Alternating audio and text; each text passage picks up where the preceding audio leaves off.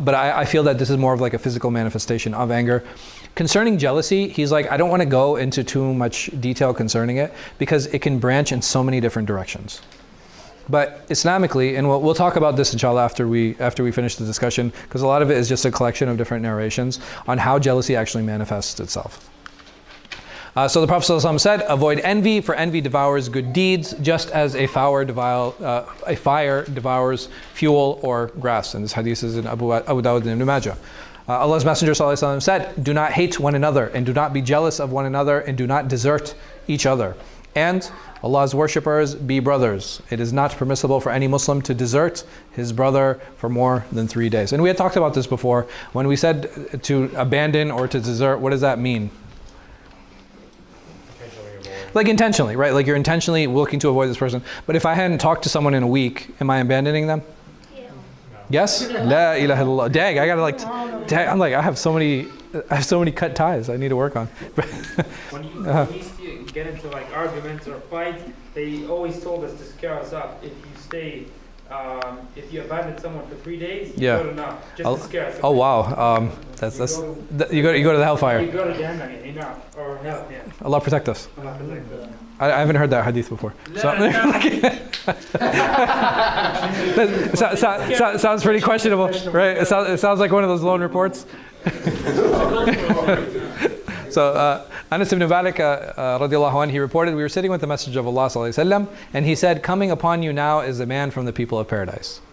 So a man from the Ansar came whose beard was disheveled by the water of ablution. He had just made wudu, and he was carrying both of his shoes with his left hand.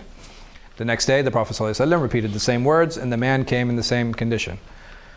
The third day, the Prophet ﷺ repeated the same again, and the man came in the same condition. When the Prophet ﷺ stood up to leave, Abdullah ibn Amr, he followed the man and he said, I am in dispute with my father and I have sworn not to enter my home for 3 days. May I stay with you? The man said, okay. So Abdullah stayed 3 nights with the man, but he never saw him praying at night. He was like, so what is he doing? What is Abdullah doing at this point?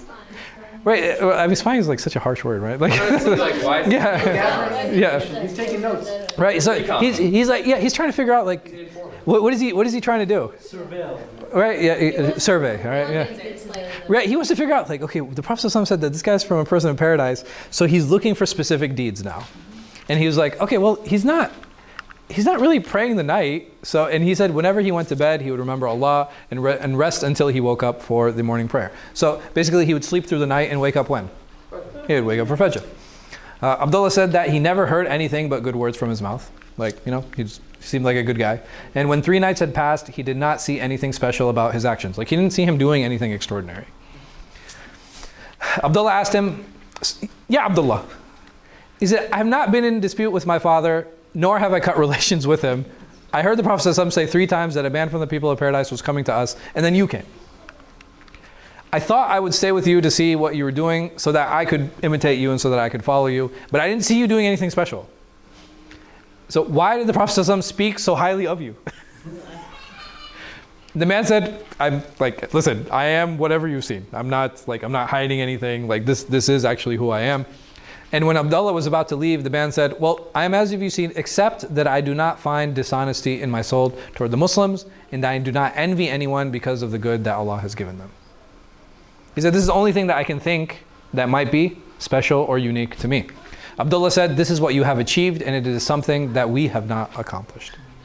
Meaning that envy in your heart is something that you have managed to remove, but I am still struggling with.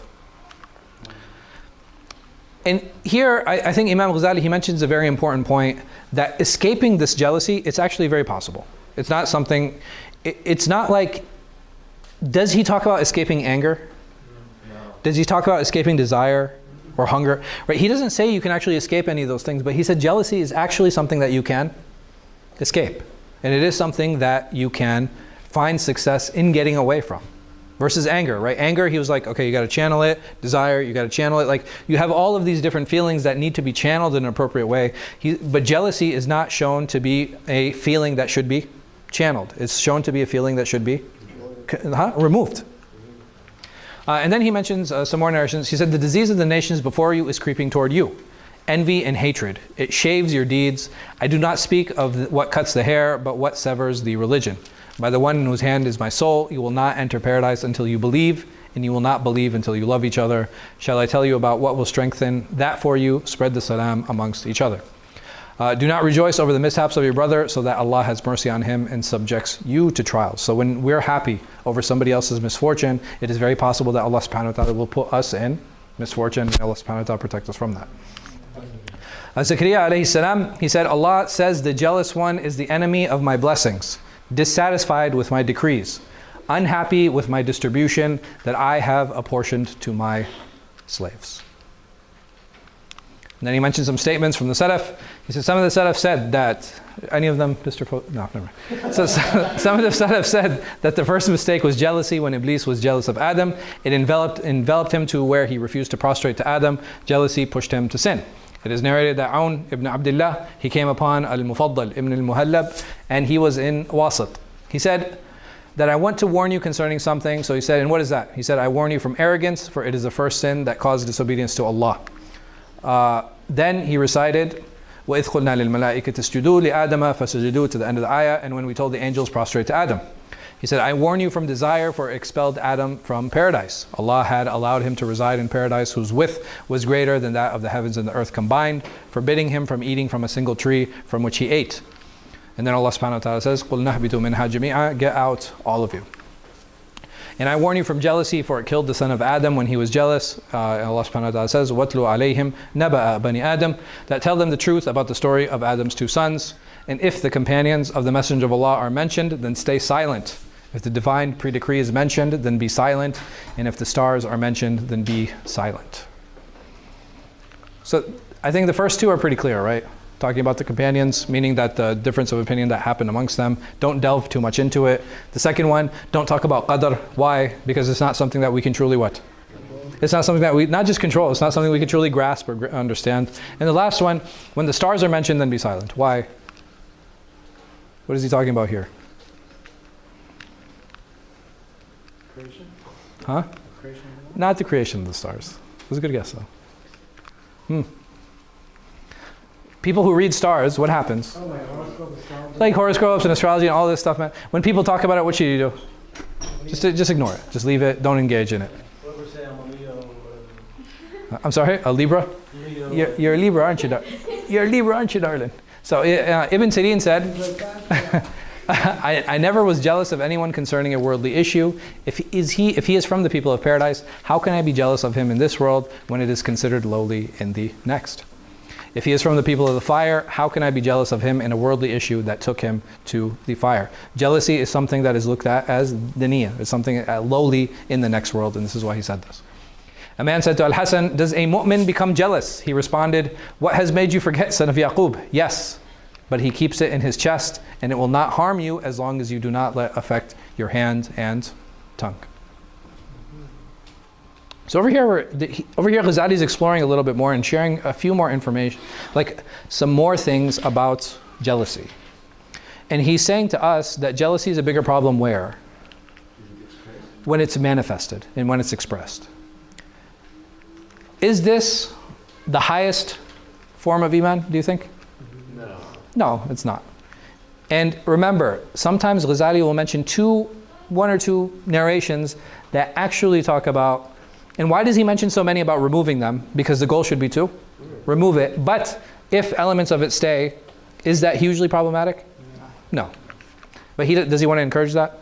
No. Right? So Ghazali's done this time and time again. He'll bring all of these narrations that talk about this, and then he'll bring one or two to say, like, no, actually, well, it's not that bad if you have a little bit of jealousy. Yes? I had a question, but it was more so about khira, like Yeah. jealousy. Yeah, we'll get to that, inshallah. Okay. Yeah, I wanted to talk about that after we finish this discussion on jealousy and the different types. Abu Darda said, a slave does not mention death except that it lessens his happiness and his jealousy. It was said, every enmity hopes to express harm except that enmity which stems from jealousy, because it ends up hurting himself. Some wise men said, jealousy is a wound that never heals, and the jealousy never reaches the intended. Meaning that regardless it doesn't matter how jealous I am of that person, does it hurt him in any way, shape, or form? No, not really. It just ends up hurting me. A Bedouin said, I have not seen an oppressor more like the oppressed than the one who is jealous. He sees a blessing on you as a curse on him. Al-Hasan said, Ya ibn Adam, why are you jealous of your brother? If what Allah has given him out of his generosity toward him, how can you be jealous of Allah's generosity? If it is other than that, why be jealous of that which takes him to the fire? Hasan, no, this is Hasan al-Basri, and there's a very similar narration from Ibn Sirin. Does a mu'min become jealous? Yeah, al-bayin annahu huwa. He narrates a lot from Hasan al-Basri. But for every time he says al-Hasan, I assume it's Hasan al-Basri. But the other one is Hasan al-Basri too? هذا وين؟ هذا? Yeah. أتوقع. That's what I assume. Some of them said, the jealous person does not take from a gathering except slander and shame, and from the angels cursing and hatred. He does not take from character except gloom and sadness, and he does not take from death except hardship and terror. And if faced with a situation, he does not face a situation except that he is exposed and punished. Right? This is a person who is inculcated with this idea of jealousy. And that's pretty much this is the end of the chapter where he talks about this. He doesn't mention too much, and he doesn't talk about too many of the mechanics here. But he starts off the chapter like this. So like the chapter heading I feel is like longer than the actual chapter. He said he talks about the statement concerning the disparagement of jealousy, its reality, its reasons, its cures, and the necessity of removing it. Do you feel he addressed all these things? Why? Yes or no? No, I don't think so. You don't think so? Let me take this chair. Like 3 different words. Huh? I'm sorry? You didn't see the cure? I think he mentioned the cure in the beginning. What do you guys think? And then did he talk about the types? I think he talks about in the next section, which is why I didn't want to go too much into it. But the types of jealousy, what types of jealousies are you guys aware of? There's ghira. What else? Which is like a protective jealousy. Envy? Sure, there's envy and then there's jealousy, right? So envy is usually associated with what? Wanting to tear somebody else down. Right, it's like wanting to take away something from someone. And jealousy is what? Just wanting to. Right, it's just wanting what that person has without? That's ghibta. It's ghibta, yeah. Without what? Wanting to without wanting to take it away from that person. Like, man, I wish I had a nice car too, right? Versus saying, I wish I had his nice car. Huh? Right. So if I said I wish I had his nice car, what does that mean? That I want to take it. I want to take it away from him, and I want to have it, and I want it. Right. But I say I wish for a nice car too, meaning that it's okay, he can have it, but I want one for myself. Huh? It is jealousy. Yeah, if I said I wish I had a nice car too. Yeah. If I wish I had a nice car. No, but you're not. But you're not. What are you comparing it to? His car, Why right? do you want a car like that? Maybe I don't want the same car, Yeah, but I also want a nice car. He has a nice car. So you're not jealous of the car. You're jealous of the niceness of the car, and you want to have something parallel. Maybe it's not necessarily jealousy. Maybe it's just hope that I'm hoping I have a nice car. Hope after seeing what he has. Yeah. So I did. Yeah. That's exactly what jealousy is. But if somebody has something good, it's my first time seeing it. Like you weren't aware of nice cars before you saw No, his. not nice car. Something else. Something that's nice, for example. I've never seen that before. You've never seen it? Okay. Yes. So the perspective of saying, oh, this person has Rolls Royce, but let me strive for this Rolls Royce. Yeah. Is that jealousy? It's called good envy. It can. I mean, it can be. It can be versus, because there's layers to all of these things. Yeah. For example, if I see somebody with a Rolls Royce, right, and I say I want to strive to have a Rolls Royce too, I might not be jealous of the car at that point, but now I'm jealous of what? Of the person. Of the success, right? I'm jealous of the success, and I want to achieve the same level of success. So the perspective should be, may Allah increase him, Mm-hmm. right? And if Absolutely. then Absolutely. I mean, yes. I always thought jealousy is in a negative sense. Other than So in English, it has like a few different connotations, but I'm saying even in Arabic, ghibta is a word that we use to describe it, but the Prophet ﷺ said, لا تحاسد أخاك إلا في اثنين. Like, don't be jealous of your brother except in two things: in his knowledge and his wealth. Well. Yeah. Well. You heard what he said, yeah, well. Yeah. Oh, don't be not. No, but his wealth how? When he spends the Because he's generous, ya akhi. Not his wealth itself, man. So not the Bentley. No, man. The fact that he's giving the Bentley to, you know what I mean? Yeah. Yeah. So the fact that this individual is wealthy and he's using his money Sake of Allah. for the sake of Allah subhanahu wa ta'ala. But Sheikh, is it haram for somebody to spend his or her money buying, for example, a Bentley or Rolls Royce? No, I mean that's a separate conversation, right? That's a separate conversation, because I'm allowed to spend my money as long as what? There's no wasting. No How do you define israf or tabdil? Not consuming whatever I bought and throwing it away. Okay, so we defined it in two ways. Within your level. Okay, what's in my level? What's in my level? How do I define that? Yes. You spend it not to show off. Even if I spend it to show off. You do tabligh. Israf. Yeah, israf is excessive. Yes. Yeah. So how do I define excess? Supply loves your hand. If I buy 4 Rolls Royce, that's excessive. Why? If I can afford it. Yani you don't need The 4. supply is attached. I don't. I know that Okay. you need 4 But need becomes a very difficult word then. How do you know that I need a? No, I don't need a Honda then. What kind of car do you drive, Zamzam? I drive Honda. No, you don't need a Honda. Sorry, I have 1. No. Exactly. But why do you have a I Honda? have 5 in my garage. No, but why do you have a Honda? I have a Honda. You should get a lower to your car. You should get a Tata. You should get a Tata. I can take the bus. Yeah. Yes. Yes. Is it extra Yeah, you could take the bus. Yes. when it exceeds, like, you're not fulfilling your needs? Like, Okay. it becomes like luxury over necessity? So, there has to be a clear delineator for that, right? How do I determine? There is a line, but what is it? I don't. That's what I'm asking. Yes. So is it access that leads to ignorance, so that you're not giving charity instead of So now we're touching on something. Which is what? Rights. Ahsant. Right? Yeah. So I fall into excess if I don't fulfill the rights of who? Of Allah. Of Allah. Number one. Ahsanti. Right? So if I fall into riba, I'm now this is israf. This is excess. The second, what else? What other rights have to be violated in order for me to fall into excess? Family, just the rights of others. Yeah, others. Right, the rights of others. Yeah, if I'm taking your money, that's stealing, and I've fallen into, and I'm spending it. Right, I'm spending money and I'm stealing money. I've now fallen into excess. This is what israf is. Israf, basically, if I violate Allah's rights or I violate the rights of others. Very simply. But if I have the money and I buy 4 Rolls Royces, if I'm giving zakah and I'm giving sadaqah and I buy a plane, is there a problem? No. Because Allah wants you also. You're right. And the thing is, like, for me, okay, because I'm the one who defines my needs.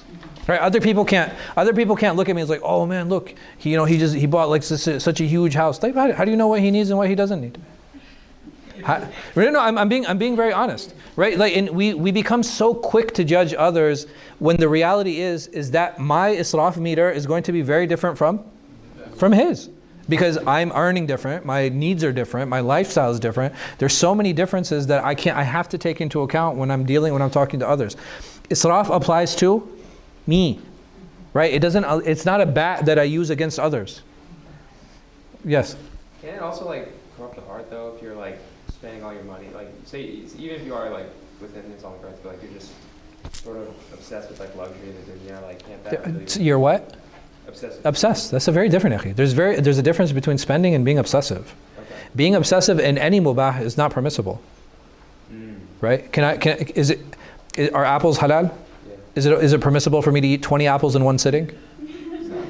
No, it's not, right? I'm going to get sick, right? It's not good for me. So the thing is, excess in anything is good. Why? Because there are rights that are being violated at that point. But and as far as it concerns, like, okay, how it affects an individual's heart, who determines that? You have to determine that yourself. The other thing is, does Islam encourage poverty? No. Absolutely not. Absolutely not. I almost said if poverty was a man, I'd kill him. Allah mustan. Allah mustan. Yeah, and the thing is why? Because poverty is something, it is so debilitating. It's so debilitating that it can actually prevent an individual from worshipping Allah successfully. Even the Prophet ﷺ, when he said to Sa'd ibn Mu'adh, he was saying, like, listen, you leave money for your family. It's better for your family to have money than to be in the streets begging others. Tafadhal. Sheikh, you made a good point. You said Yeah. poverty can prevent you from worshiping Allah, صح? Yeah. But being rich and fame and money can also prevent you from worshiping Allah. Absolutely, I agree, 100%. And even the Prophet ﷺ, he said, I looked toward paradise and I found it was full of who? Poor. The poor, right? It was full of the poor. But at the same time, did he say, oh, you guys need to like go and be poor? No. You need to strive to be poor? Work as hard as you can to have as little money as you can? No, that's not. Lived like a super simple lifestyle. I mean, he lived a simple lifestyle. Why? He had the choice between He had a choice, right, between living in luxury or living in poor life. He wanted to set the standard as easy and attainable as possible. Just imagine if he was rich. Like all of us would fail. He was rich, yes, but like then why did he die in debt, ya akhi? Why did he die in debt? Sallallahu Alaihi Wasallam? He died in debt? Didn't he have like a ton of money and decided not to like? No. Oh, They had to take his chest plate. They had to take his chest plate and give it back in order for there to be some liquid available to him. Sallallahu Alaihi Wasallam. But Nabi Sallallahu Alaihi Wasallam died in debt? No, I mean not in that sense. Like there was enough not to say that he died in debt like that was unpaid. No, there was enough to cover the expenses, but it wasn't enough. Like the estate wasn't enough to cover it. Like the estate had a part of it had to be sold in order to cover them. So saying that, man, is like why? Because the Prophet ﷺ wanted to make an attainable bar. Like he Sallallahu Alaihi Wasallam wanted to set an example that anybody could get to. Is it like more praiseworthy living like a simple lifestyle? Yeah, but who defines simplicity? You know what I mean? Like because for different people have different ideas of what like abstinence and simplicity should look like. Simplicity to some people be like, no, I don't even want to iron my clothes because I don't want to appear too fashionable. Yeah. No, I'm being honest, and I know people like this, and I'm just like it is, because being slightly disheveled is a sign of humility. Hassan, you can. Well, I don't. If you're disheveled. What's the term? Jealous. Oh, yeah. They can be jealous of you, but they can pray for your downfall too if they see you in a. I mean, high position. I'm saying that. So should I keep myself low because of other people's hasad? No. But then wasting, like, so some of the people who waste use Uthman bin Affan as an excuse because he never wore like the same clothes twice. Okay, but what do you think he did with his clothes? He donated, and every week he would free a slave. Like, can anybody be like Uthman? Like, yeah. No, I'm saying like, and he used to give in charity. He's like, yeah, he was like he was extremely wealthy, but he was also extremely what? Generous. Like, and these are the things that we have to keep in mind, man. But if an individual is giving his zakah, if an individual is spending on his family, is he allowed to spend on other things? Absolutely, man. This is a misnomer that no, you can't live nicely, or you can't drive nicely, or you can't, you know what I mean, like you can't fly in business class because this is israf. Nah, man, business class is comfortable.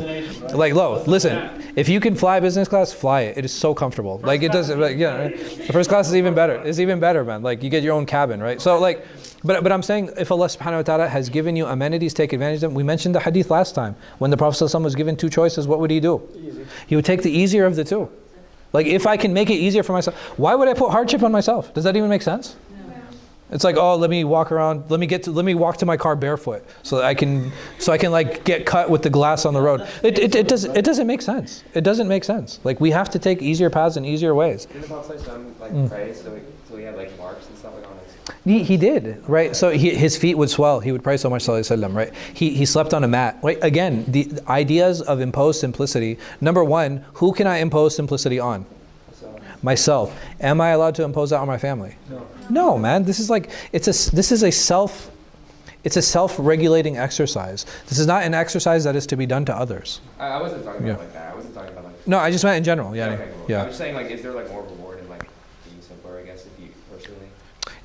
Is there more reward in being abstinent? Absolutely. But the abstinence is a state of the heart. It's not a physical state. You know, whatever it is that I need to do, whatever I need to do to draw nearer to Allah subhanahu wa ta'ala, yeah, obviously, like I should make 100% efforts in doing those things. But who is going to define what those efforts are? Like, if for example, if I want to sleep on the floor, right? I start sleeping on the floor and I just keep waking up with back pain. Am I really going to be thankful?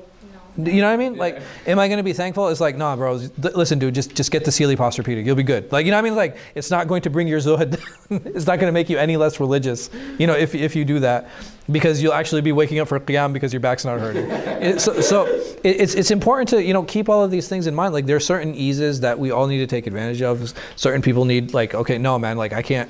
I won't be able to do this until I have hiking boots. And some people will be like, yo, what's the big deal, dude? Just put on some sneakers and go. You know what I mean? So it's up to every single individual to fight their own nafs for these worldly desires.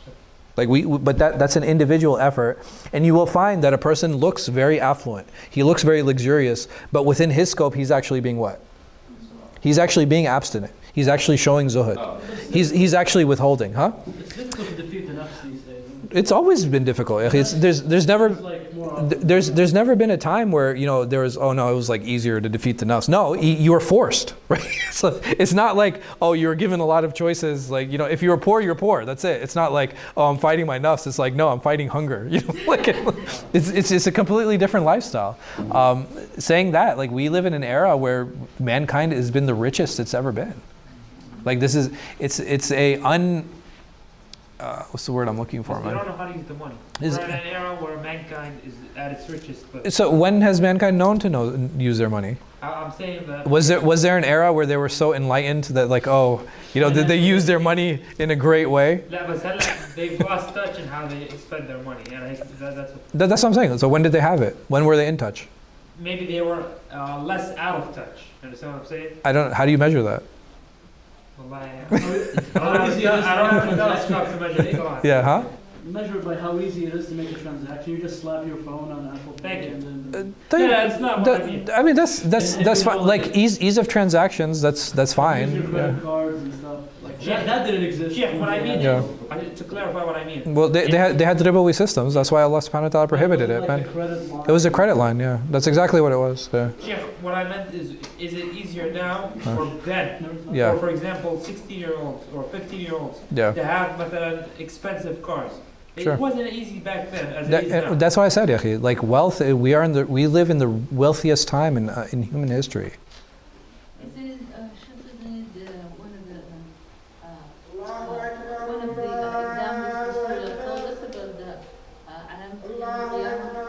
Yeah. يعني بأن الحفاة العراة يعني يتطاولون في البنيان, that there is going to come even this hadith like where the barefoot naked Arabs, they're going to be competing with each other and building these tall buildings. This hadith, is it a prohibition or is it just telling us that this is what's going to happen? It's just telling us that this happen. There's no nahi, there's no prohibition for people to actually do that. Huh? What happened? Because of cultural reasons. It was more so because the thing is, this is not something that the Bedouin Arabs were used to. You're talking about people who like were always connected to the ground. You know what I mean? You know what I mean? Like or tents, or they're always mobile, and all of a sudden you're talking about like building these buildings. There could have been a number of like, I don't think they had the engineers to like to build multi-tier structures. Yeah. Mm-hmm.